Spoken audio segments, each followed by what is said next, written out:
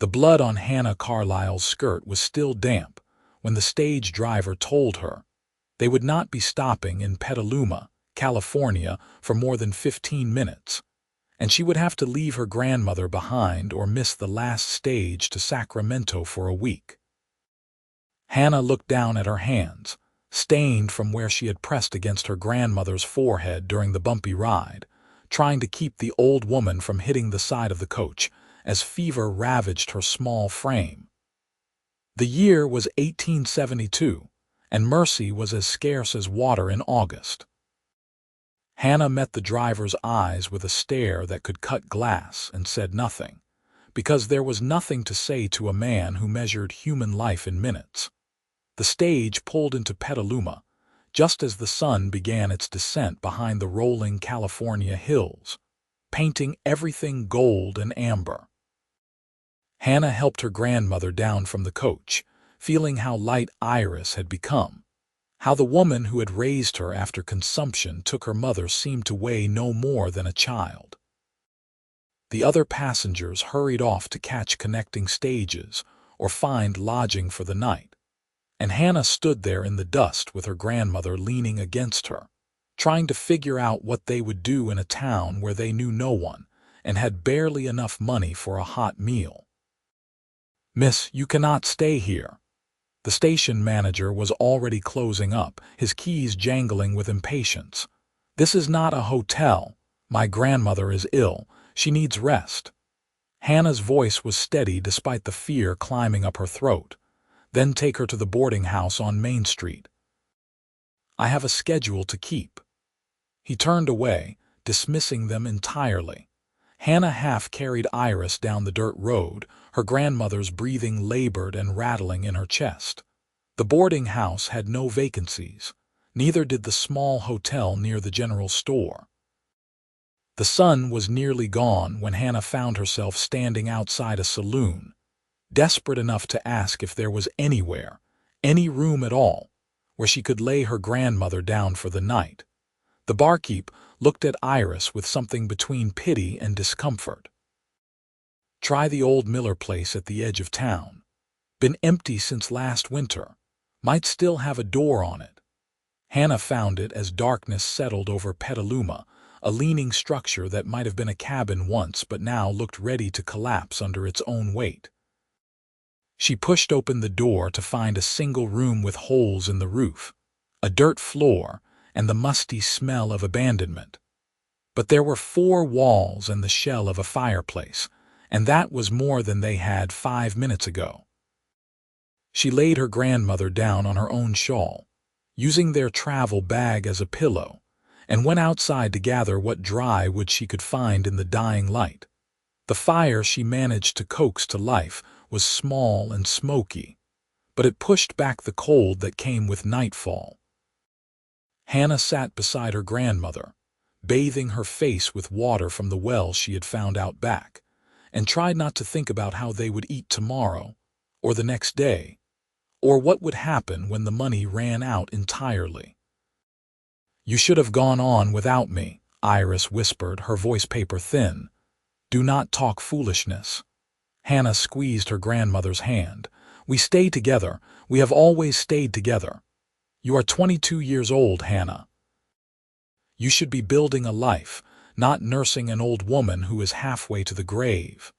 Then I will walk that road with you until you decide to turn back." Hannah smiled, though tears were burning in her eyes. "Now rest. Everything will look better in the morning." But morning brought no solutions, only harsh sunlight that showed exactly how decrepit their shelter really was. Hannah ventured into town to see what work might be available, leaving her grandmother sleeping fitfully by the fire she had built up before leaving. Petaluma was a town in transition, growing from a small settlement into something more substantial, with new buildings going up and cattle ranches spreading across the surrounding valleys. It should have meant opportunity, but every door Hannah knocked on gave her the same answer. They had no work for a woman, especially not one who would need to leave in the middle of the day to care for an invalid. She was walking back toward the cabin with a loaf of bread she could barely afford when she heard the sound of hammering. A man was working on the frame of a new building on the outskirts of town, moving with the kind of efficient grace that spoke of years of practice. He was tall and lean, his dark hair catching copper highlights in the morning sun, and he worked alone, which struck Hannah as odd for a construction project. She meant to walk past, but he looked up at that moment and their eyes met. His were an unusual shade of gray-green, like sagebrush after rain, and there was something in his face that made her pause. He set down his hammer and walked over to the edge of his property, wiping his hands on his canvas work trousers. Morning.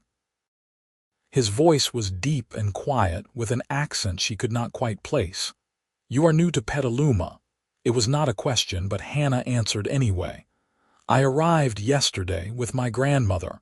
That was you at the stage station." He nodded slowly. "I heard about that. Driver said you chose to stay rather than leave your kin behind." It was not much of a choice.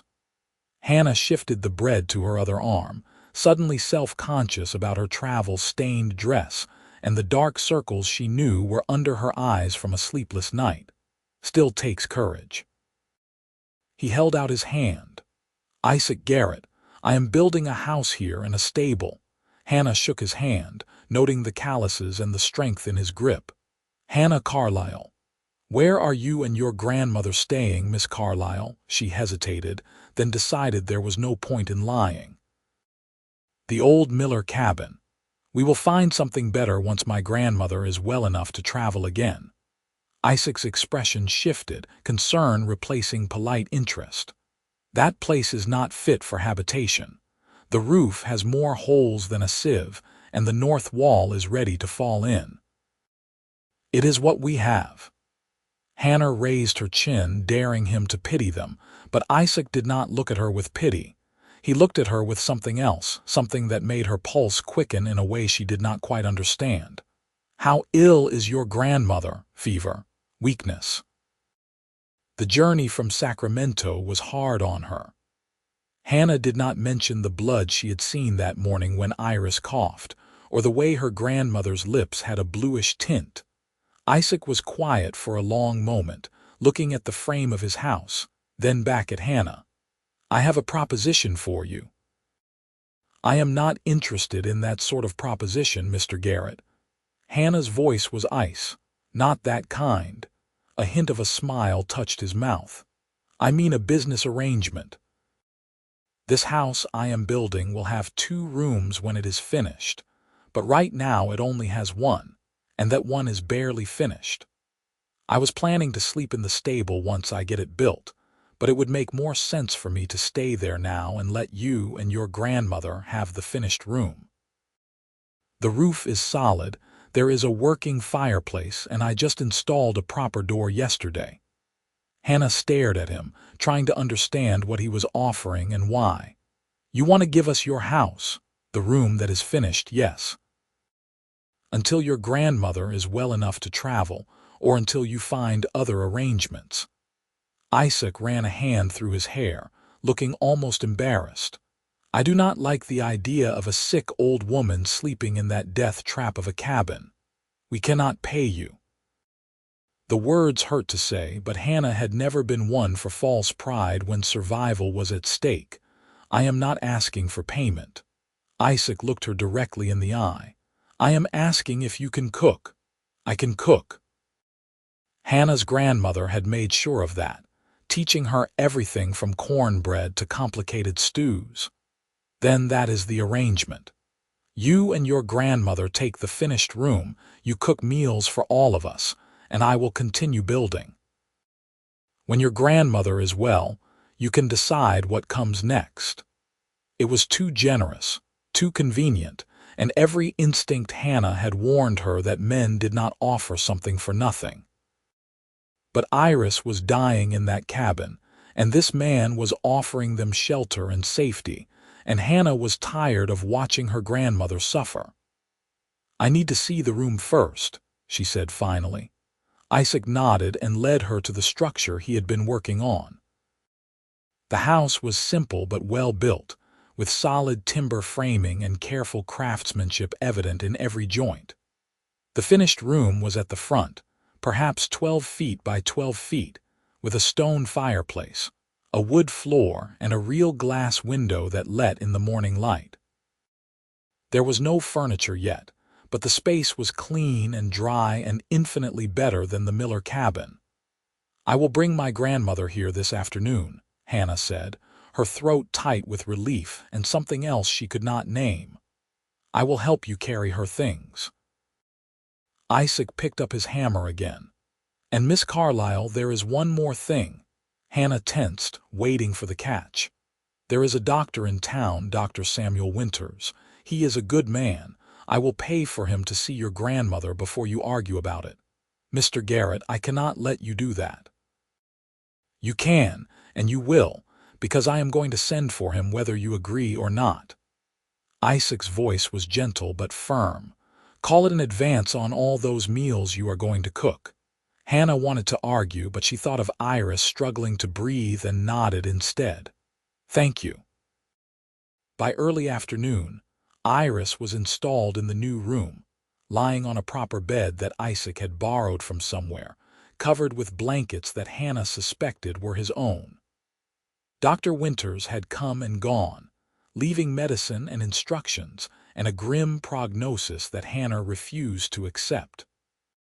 Her grandmother would recover. She had to. Hannah began her part of the arrangement by cooking a dinner of beans, salt pork, and cornbread, using supplies from Isaac's well-stocked pantry. She had expected him to hover or make awkward conversation, but he simply ate his meal with genuine appreciation, thanked her quietly, and went back to work on the second room even though the sun was setting. She watched him from the window as she washed the dishes, this strange man who had shown them more kindness in one day than anyone had in months. He worked by lantern light until it was too dark to see, then bedded down in the unfinished stable with apparently no complaint about sleeping on straw. The next morning, Hannah woke to the sound of hammering. Isaac was already at work, and when she went out to draw water from the well, she saw that he had made significant progress on the frame of the second room overnight. He paused long enough to wish her good morning, then returned to his work with focused intensity. This became their pattern. Hannah cared for her grandmother, cooked their meals, and tried to keep the small living space organized. Isaac worked from dawn until well past dark, building the second room with a speed that seemed almost supernatural. He spoke little, but what he did say was thoughtful and kind. He asked after Iris's health each day, brought fresh eggs from a neighbor's chickens, and once appeared with a rocking chair that he claimed he had no use for but that made Iris's waking hours more comfortable. A week passed, and the second room began to take shape. Hannah found herself watching Isaac more than she should, noticing the way he moved with unconscious grace, the concentration on his face as he measured and cut boards, the quiet satisfaction when a joint fit perfectly.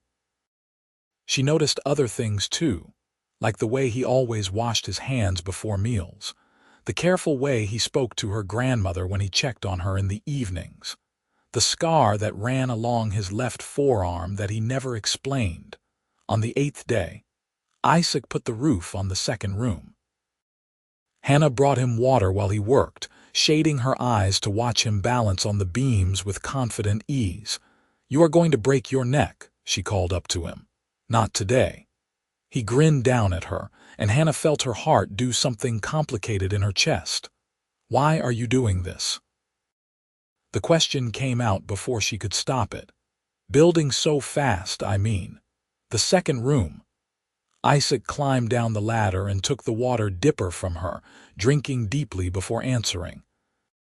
"Because your grandmother needs a proper place to recover, and because you need space and privacy, and because I can build it." He handed back the dipper. "Is that reason enough? Most men would not care." I am not most men. It was a simple statement of fact without arrogance. I am starting to realize that. Hannah met his eyes and something passed between them, a recognition or an understanding that made her skin warm despite the cool morning air. Iris's health began to improve slowly, helped by the medicine, the good food, and the safe shelter. She was able to sit up for longer periods, and the blue tint faded from her lips. She watched the growing connection between her granddaughter and Isaac with knowing eyes but said nothing, only smiled when she caught them looking at each other when they thought no one was watching. The second room was finished on a Saturday, exactly 1 week after Isaac had made his offer. It was slightly larger than the first, with the same careful craftsmanship and attention to detail.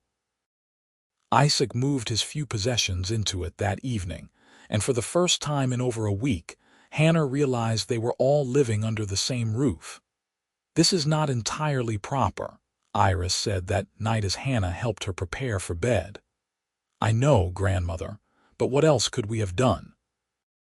"I am not criticizing, child. I am simply observing." Iris patted Hannah's hand. "He is a good man, that one. Good men are rare. I barely know him." "You know enough. I have seen the way you look at him and the way he looks at you. That is more than many couples start with." Hannah felt her face heat. "We are not a couple. Not yet." Iris's smile was mischievous despite her weakness. "But you could be, if you were brave enough." Hannah thought about that conversation as she prepared breakfast the next morning. Isaac had offered to go into town for church services, asking if they would like to accompany him. Iris was not strong enough yet, but Hannah found herself agreeing, curious to see more of Petaluma and, if she was honest with herself, to spend more time with Isaac. The church was a simple white building near the center of town, filled with families and ranchers and the various people who made up this growing community. Hannah was conscious of the curious looks she received as she walked in beside Isaac, aware of what assumptions people were making. But Isaac seemed oblivious to the stares, finding them a seat near the back and sharing his hymnal with her without self-consciousness. After the service, several people approached to introduce themselves. They were friendly enough, though Hannah caught the speculative glances between Isaac and herself. A woman named Martha Jensen was particularly kind, inviting Hannah to a quilting circle the following week and offering to bring by some chicken soup for Iris. "They seem nice," Hannah said as they walked back to the house.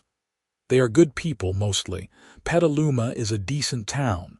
Isaac glanced at her. "Are you thinking of staying?" The question caught Hannah off guard.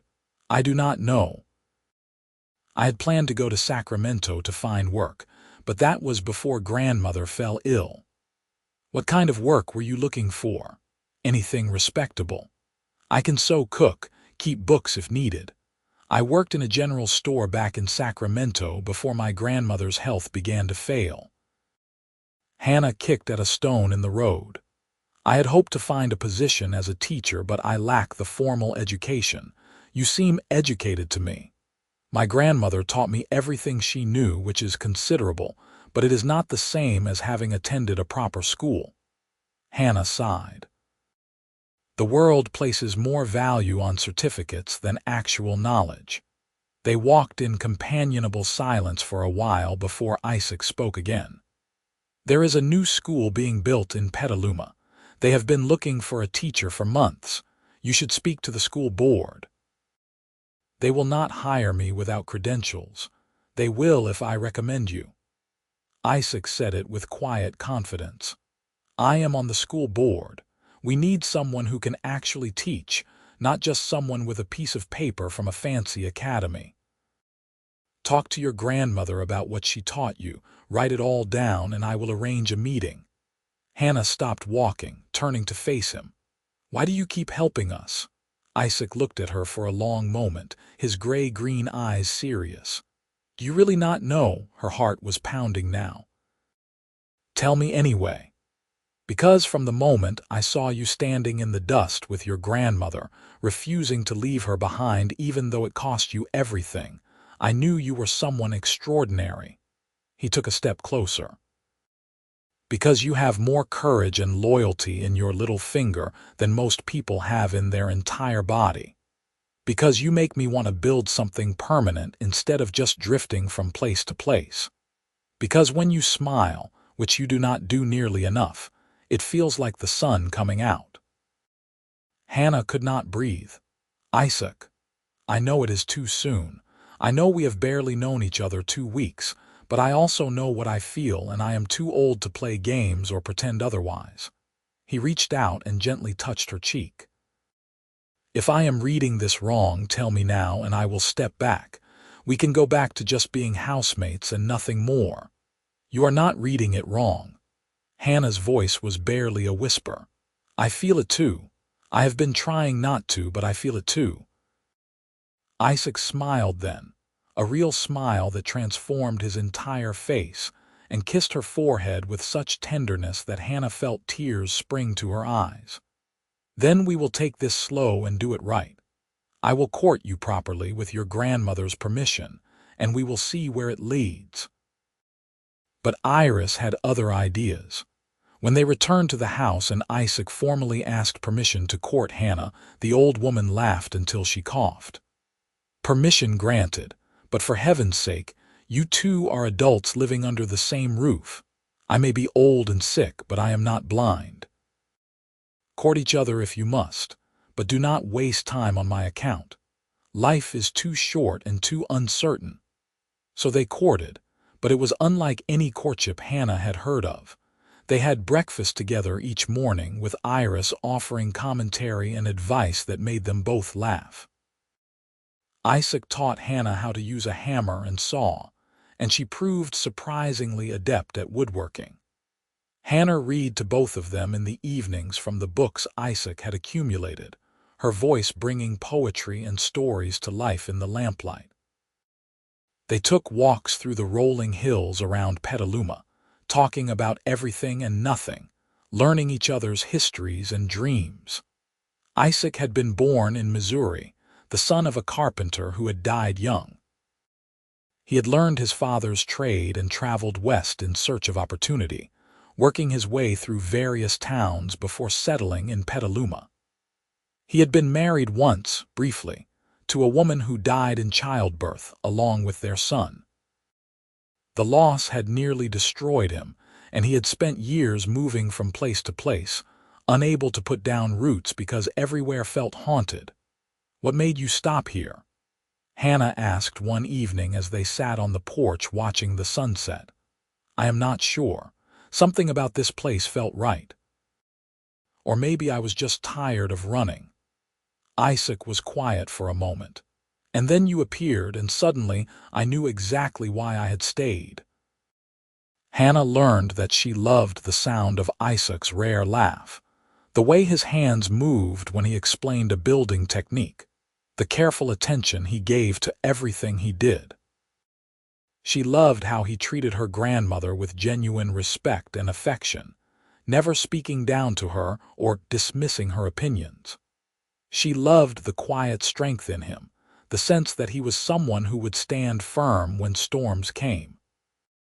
3 weeks after they moved into Isaac's house, Hannah had her interview with the school board.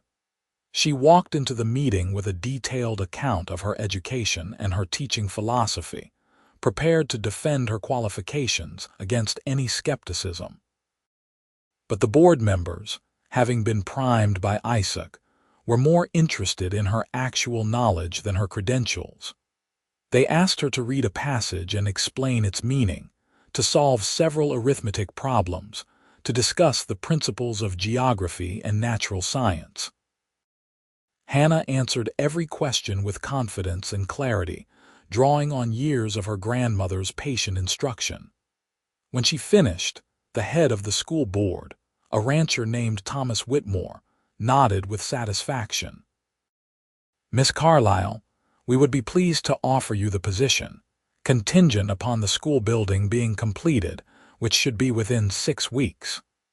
The salary is $40 a month plus use of the teacherage, a small cottage adjacent to the school. Hannah accepted, her hands shaking with excitement and relief.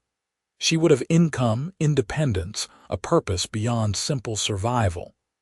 But as she walked home, she realized that the teacherage would mean moving out of Isaac's house, and the thought brought more sadness than she expected. Isaac was waiting on the porch when she arrived, and his face lit up when he saw her expression. "You got it. I got it." Hannah could not keep the grin off her face. "I start in 6 weeks." He swept her up in an embrace that lifted her feet off the ground, spinning her around while she laughed and protested. When he set her down, they were both breathless, and the space between them was charged with all the feelings they had been carefully navigating for weeks. "I am so proud of you," Isaac said quietly, his hand still on her waist. "I could not have done it without you." "Yes, you could have. You are remarkable, Hannah Carlisle." He kissed her then, soft and sweet and full of promise, and Hannah felt like she was falling and flying at the same time. They broke apart when Iris started clapping from inside the house, and both of them laughed, embarrassed and happy. That evening was a celebration, with Hannah cooking a special meal and Iris regaling them with stories from her youth, while Isaac listened with genuine interest.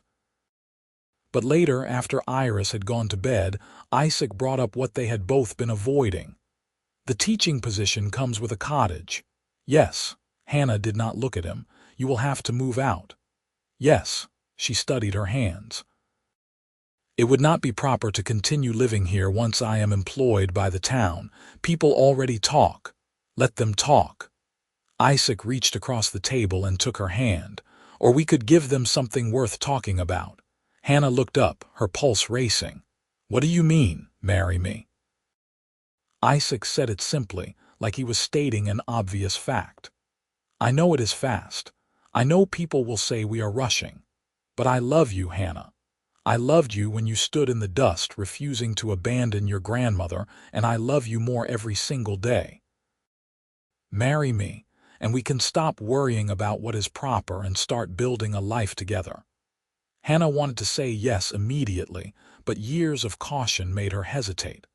"Isaac, we have only known each other a month. I have known you long enough to know I want to spend the rest of my life with you, but if you need more time, I will wait." He squeezed her hand. "I will wait as long as you need. It is not that I need more time to know how I feel." Hannah met his eyes. "I love you too. I think I have loved you since you offered us shelter without asking for anything in return. But marriage is permanent, and I need to know that you have truly thought about what you are asking." "I have thought about nothing else for the past 2 weeks." Isaac smiled slightly. "I think about it when I am working, when I am falling asleep, when I wake up. I think about building a bigger house with room for children, about watching you teach and coming home to you every night, about growing old together. I think about your grandmother living with us for as long as she is able, because family is precious and I want to give you every reason to say yes. You already have every reason." Hannah felt tears threatening. "Yes, Isaac Garrett, I will marry you." The kiss they shared then was different from the first, deeper and more urgent, carrying the weight of commitment and future, and everything they were promising each other. When they finally broke apart, both breathless, Isaac rested his forehead against hers.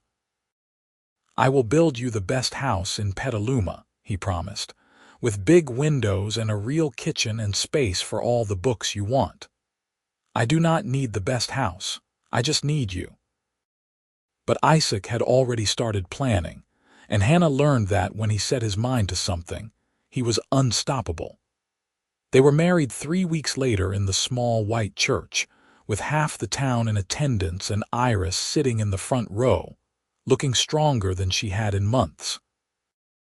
Hannah wore a simple blue dress that Martha Jensen had helped her alter, and Isaac wore his best suit, looking nervous and happy and more handsome than should be allowed. The ceremony was brief and heartfelt, and when the minister pronounced them husband and wife, Isaac kissed her with such joy that people actually cheered. The celebration afterward was held at the boarding house, with food and music and dancing that lasted well into the evening.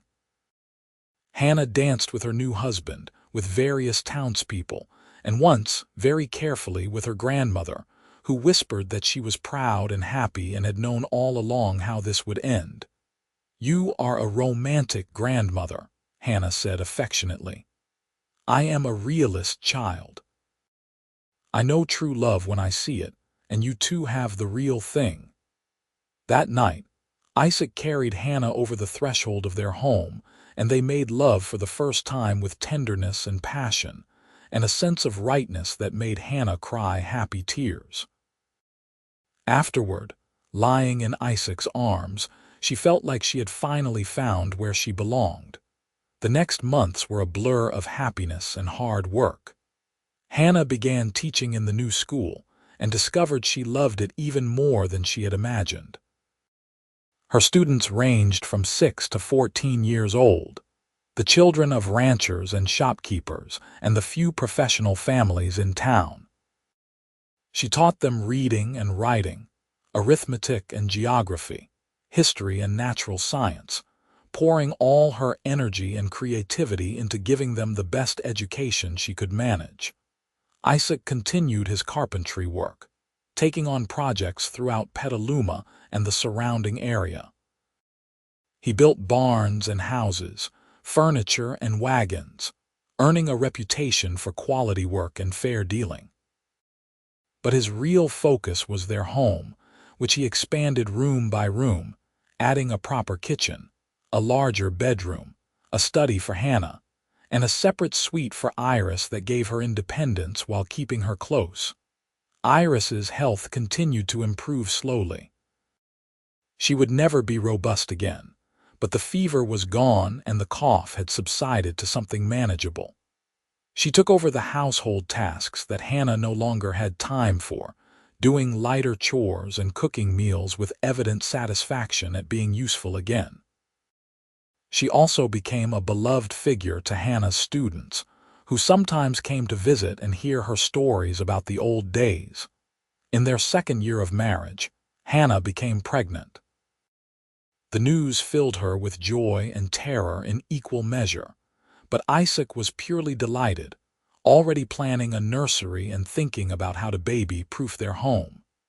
He fussed over Hannah constantly, worrying about her health and making her rest more than she thought necessary. "I am not fragile," Hannah protested one evening when Isaac tried to prevent her from carrying a basket of laundry. "I know you are not fragile. You are the strongest person I know." Isaac took the basket anyway. "But you are carrying our child, and I am going to take care of both of you whether you like it or not." Hannah had to laugh at his stubbornness, recognizing it as the mirror of her own. "I love you, even when you are being absurd. I love you too, especially when you are being stubborn." Their daughter was born on a warm September evening in 1873, after a labor that was shorter than expected but still seemed to last forever to Isaac, who paced outside the bedroom while Iris and the midwife attended to Hannah. When the baby's first cry rang out, Isaac nearly broke down the door in his haste to get inside. Hannah was exhausted and radiant, holding a tiny bundle with wisps of dark hair and eyes that would eventually turn the same gray-green as her father's. "Meet your daughter," she said softly. Isaac touched the baby's impossibly small hand with one finger, his face full of wonder and fear and overwhelming love. "She is perfect. You are both perfect." They named her Elizabeth Rose, and she was indeed perfect, at least to her besotted parents and great-grandmother. Isaac proved to be a surprisingly natural father, patient and gentle with his daughter in a way that made Hannah fall in love with him all over again. He built Elizabeth a cradle with his own hands, carved with flowers and birds that became a family heirloom. He sang to her in the evenings, teaching her lullabies his own father had sung to him, and Hannah would watch them together and feel so full of happiness she thought she might burst. Teaching became more challenging with a baby, but Hannah managed it with help from Iris and several of the older girls in town who were happy to earn money as nursemaids. She would feed Elizabeth during the lunch break, then reluctantly hand her over to return to her students. It was exhausting and demanding, but Hannah would not have traded it for anything. Life settled into a rhythm of work and family, seasons and celebrations. They weathered dry summers and wet winters, economic ups and downs, the small dramas and joys of small-town life.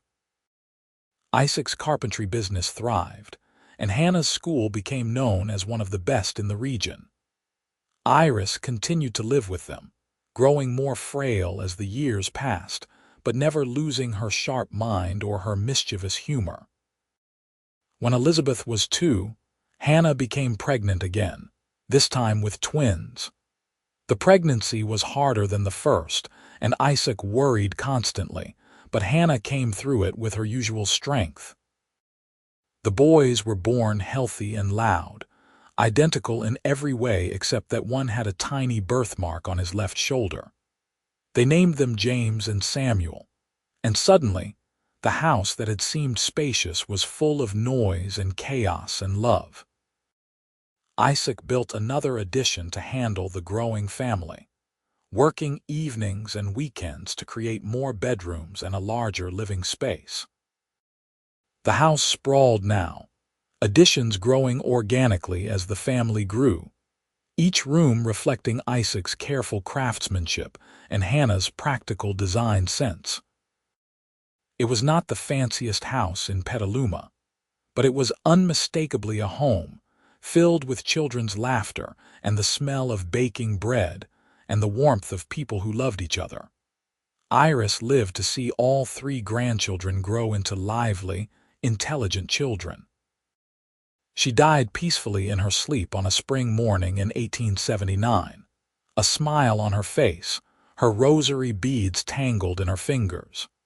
Hannah grieved deeply for the woman who had raised her and taught her everything important, but she was also grateful. Grateful that Iris had lived to see her happy and settled, that she had known her great-grandchildren, that she had spent her final years in comfort and love rather than dying in that awful Miller cabin. "She waited to make sure you were going to be all right," Isaac said as he held Hannah while she cried. "She wanted to see you with a family and a home, and now she has. She can rest easy." They buried Iris in the Petaluma cemetery under an oak tree with a headstone that Isaac carved himself.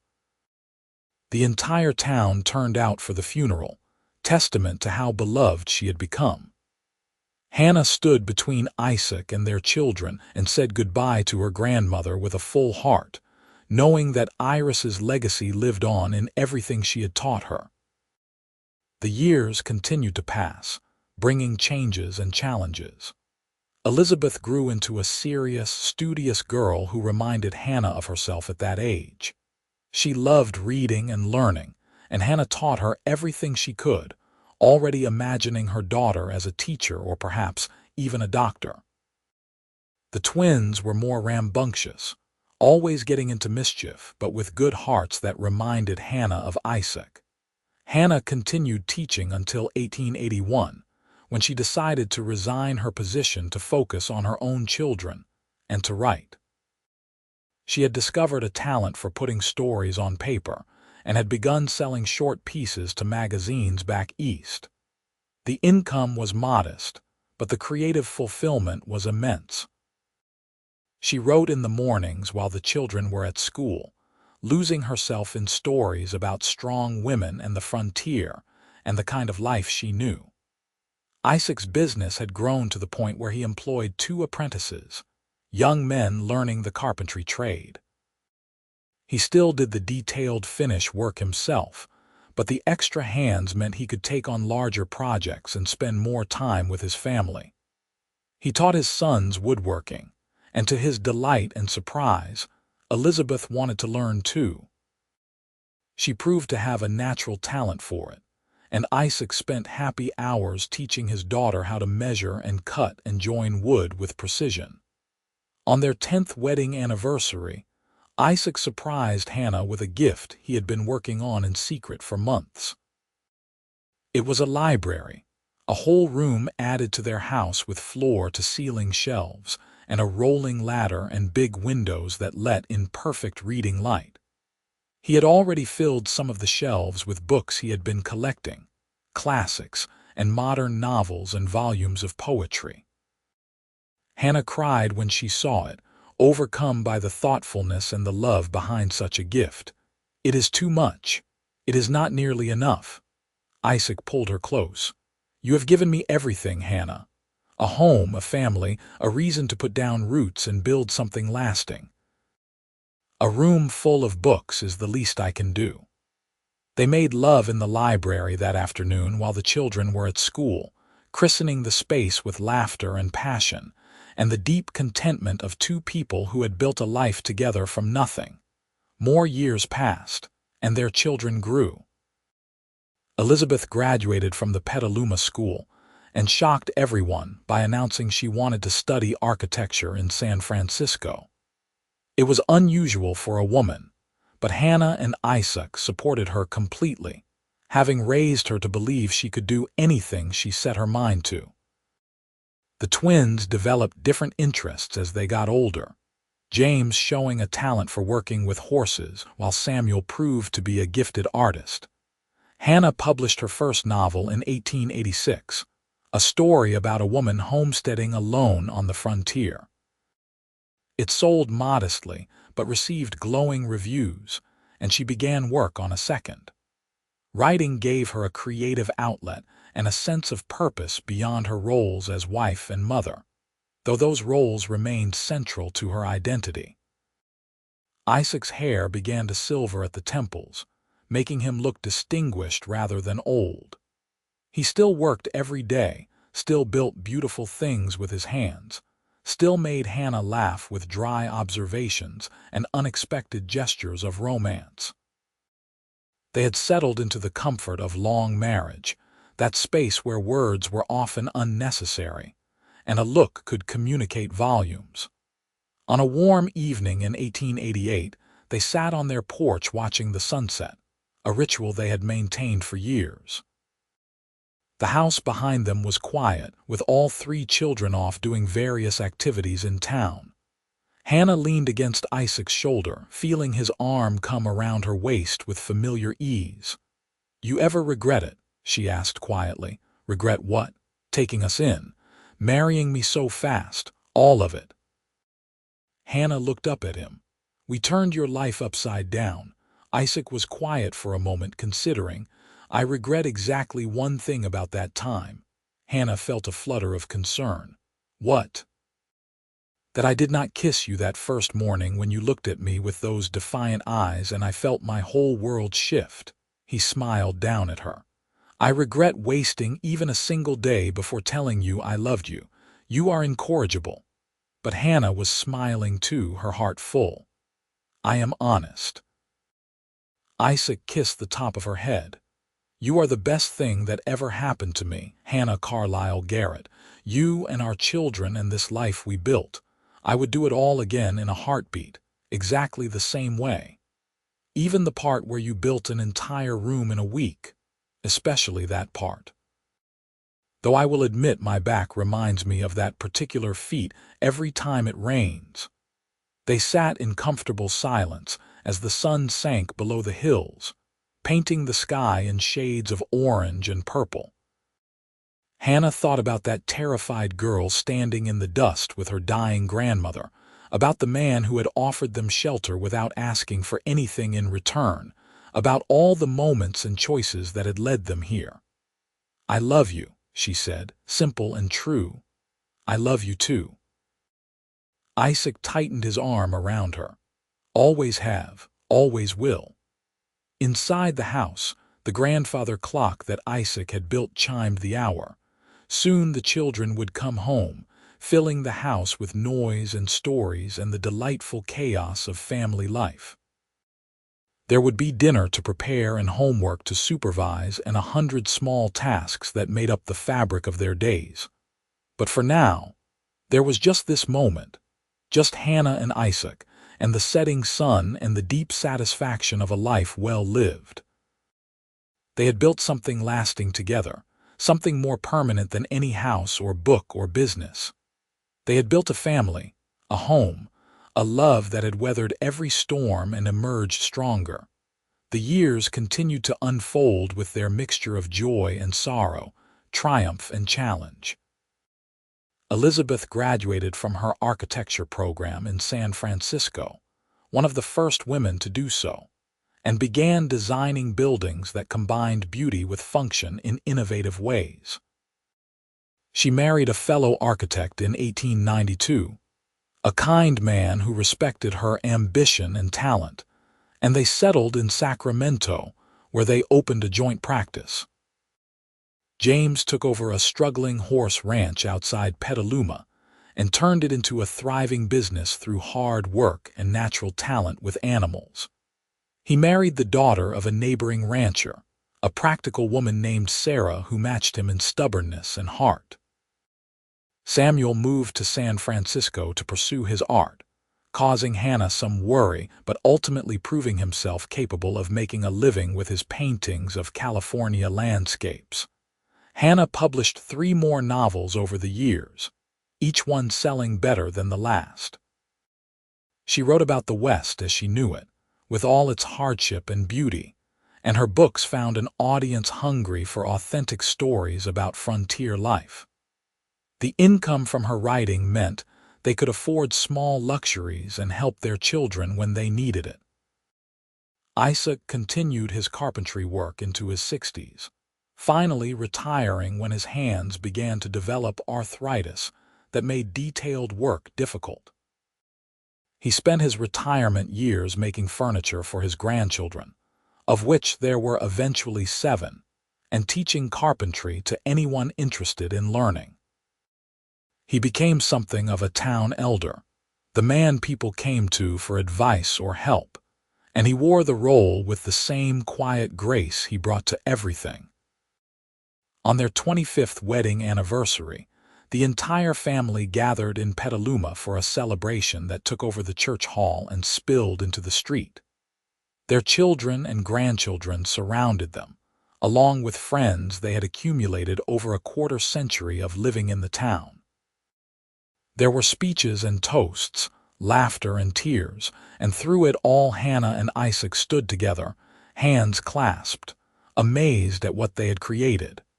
"Can you believe this started with you building a room in a week?" Hannah whispered to Isaac during a lull in the festivities. "Best week's work I ever did." Isaac kissed her cheek. "Though technically I was building it for me and just let you use it. Liar. You built it for us from the moment you made the offer." "Maybe." Isaac's eyes were warm with love and memory. "I knew I was going to marry you even then. I just did not know you knew it too." "I did not know it. I was too busy being terrified and exhausted." Hannah leaned into him. "But I think my heart knew it, even if my mind took a while to catch up." Elizabeth came over then with her 2 children, and the moment was swallowed up in family chaos, but Hannah held it close to her heart. Another precious memory in the collection she had been building for 25 years. As they moved into their 50s, Hannah and Isaac settled into the comfort of age with gratitude. They had their health, their family, their home, and each other. The house that Isaac had built room by room over the years stood solid and welcoming, filled with the accumulated treasures of a shared life. Photographs covered the walls, documenting the growth of their family. Books lined the library shelves, testament to Hannah's love of reading and writing. Furniture that Isaac had built with his own hands filled every room, each piece a labor of love. They took to traveling a bit in these years, visiting their children in their various homes and seeing parts of California they had never explored. But they always returned to Petaluma with relief, because this was home in a way nowhere else could ever be. This was where they had met and fallen in love, where they had raised their children, where they had built a life from dust and determination, and a chance meeting at a construction site. Hannah's final novel was published in 1898, a sweeping story that drew on her own experiences and was widely praised as her best work. Isaac read it with tears in his eyes, recognizing their story in the pages even though Hannah had changed names and details. "You made me taller and better looking," he said when he finished. "I wrote you exactly as you are." Hannah took the book from him. "Though I may have downplayed how stubborn you can be," says the woman who refused to leave her grandmother behind even when it meant losing everything. Isaac pulled her into his lap, something he still did with surprising frequency. "We are a matched set, Hannah. Two stubborn people who found each other against all odds. The best kind of set." Hannah kissed him, savoring the familiar taste and feel of a kiss they had shared thousands of times, but that still made her heart race. Their 60s brought the inevitable slowing down, the small indignities of aging bodies that they bore with humor and patience. Isaac's arthritis worsened, making it hard for him to work with wood, though he still puttered in his workshop making simple things. Hannah's eyes grew weaker, requiring stronger spectacles for reading and writing, though her mind remained as sharp as ever.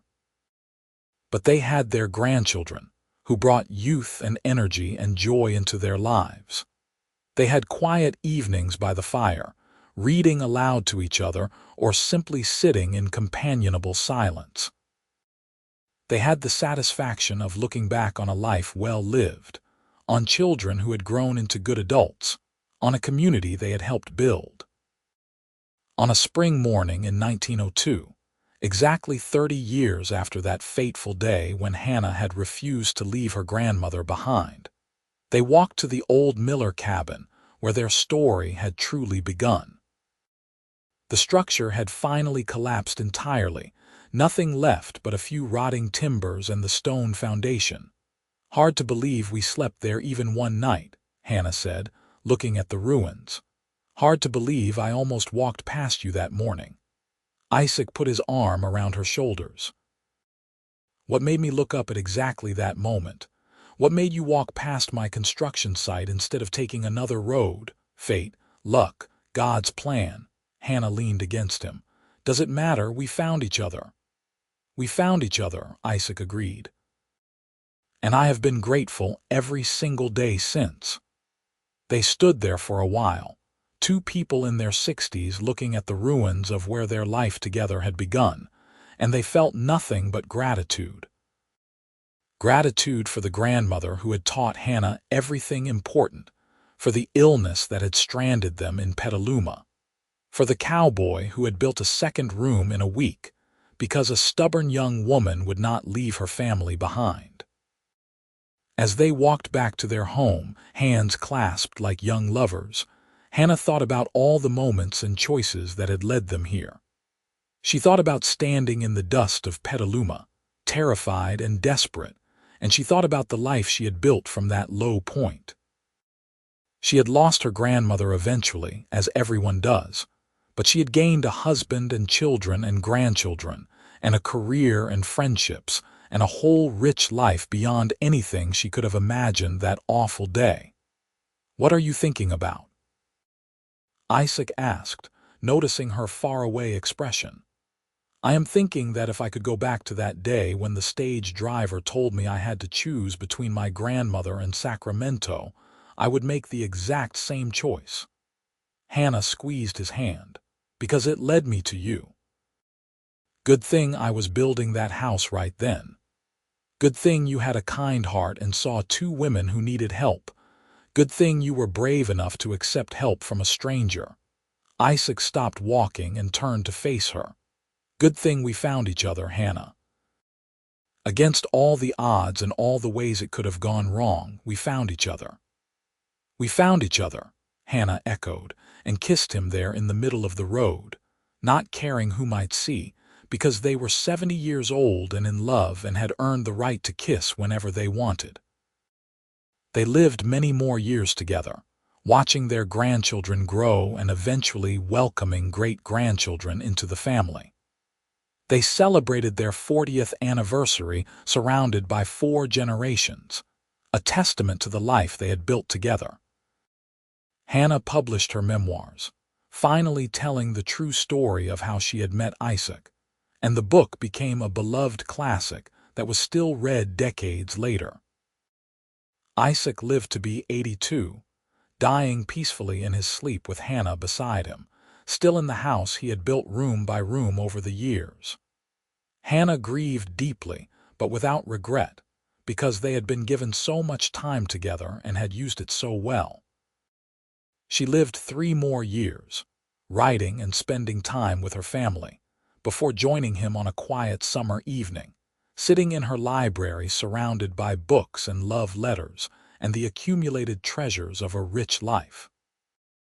They were buried side by side in the Petaluma Cemetery, not far from Iris's grave, under a headstone that Isaac had carved years before his death. It reads simply, "Hannah and Isaac Garrett, they built a life together." And below that, added by their children, "She would not leave her grandmother behind. The cowboy built a second room that week, and love built everything after." Their house remained in the family for generations, each new resident adding their own touches while preserving the core that Isaac had built. The library Hannah had loved so much became a family gathering place, where children learned to read and grandparents told stories, and the accumulated wisdom of generations was passed down through words and love. The story of Hannah and Isaac became a family legend, told and retold at gatherings and celebrations. The story of a stubborn young woman who refused to abandon her grandmother, and a kind cowboy who built a room in a week, and how that act of compassion had grown into love and family, and a legacy that lasted far beyond their own lives.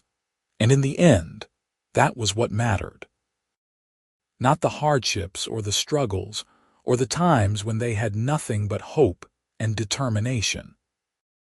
What mattered was that they had found each other, that they had built something lasting together, that they had filled the world with love and children and grandchildren and great-grandchildren who carried their legacy forward. The house still stood in Petaluma, a sprawling testament to Isaac's craftsmanship and their growing family. The books Hannah had written still sat on shelves, her words continuing to touch readers long after she was gone. Their descendants spread across California and beyond, carrying forward the values of loyalty and courage and kindness that Hannah and Isaac had embodied.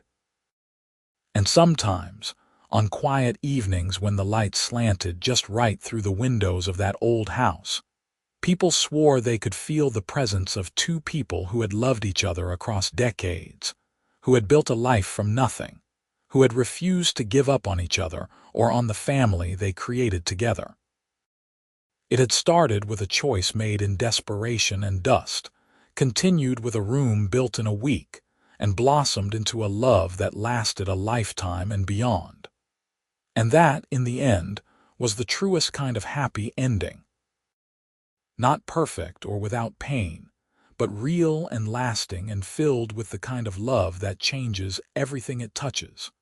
The story of Hannah Carlisle and Isaac Garrett became part of Petaluma's history, one of those tales that defined what the town stood for. When people asked what made Petaluma special, someone would inevitably mention the teacher and the carpenter who had found each other against all odds and built a dynasty from determination and love. Their great-great-grandchildren still lived in California, scattered across the state, but gathering every few years for reunions where the story was told again to the youngest generation. The tale of she would not leave her grandmother behind, and the cowboy built a second room that week became a family motto of sorts, a reminder that acts of compassion and courage could change the trajectory of lives for generations to come.